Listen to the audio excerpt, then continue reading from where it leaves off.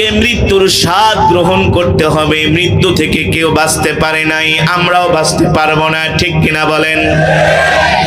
মালাকুল মউত আমাদেরকে ধাওয়া করতেছে।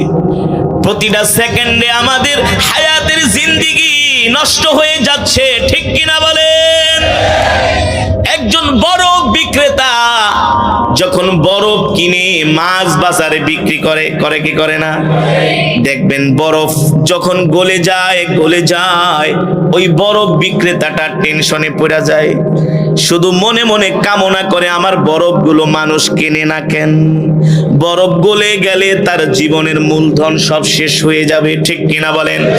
আল্লাহ রাসূলের হাদিস বাবা আমি বানায় বলি না, আদ-দুনিয়া মাজরাতুল আখিরা। এই দুনিয়াটা হলো মুমিনের জন্য আখিরাত কামাই করার জায়গা, ঠিক কিনা বলেন? আজকে মানুষ সেই হায়াতের জিন্দেগিটাকে হেলায় খেলায় নষ্ট করে দিচ্ছি। 3 ঘন্টা লাগায় চায়ের দোকানে বসে বাংলা সিনেমা দেখে, কথা বলেন। কিছু যুবক আছে টিকটক করে, চুলের এমন কাটিং মারে, এমন কালার করে, দেখলে মনে হয় না মানুষ নাকি বান্দর, মানুষ নাকি ছাগলের বাচ্চা।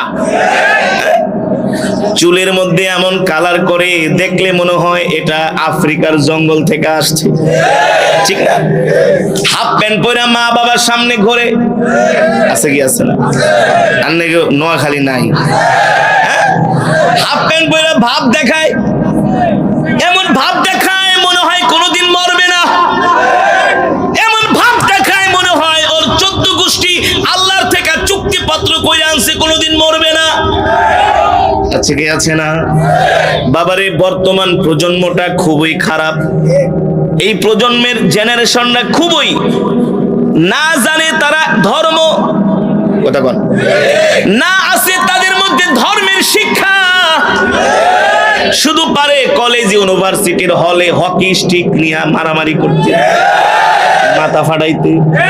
শিক্ষকরে, যে শিক্ষক হলো মা বাবার চাইতো যার অবদান বেশি, ঠিক না? মা বাবার চাইতে যে শিক্ষকের অবদান বেশি, শিক্ষকদেরকে বর্তমানে কলেজ ইউনিভার্সিটির ছাত্ররা রুমের মধ্যে তালা লাগায় রাখে।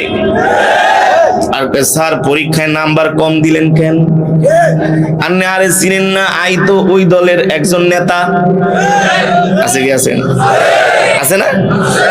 স্যারে কয় বাবারে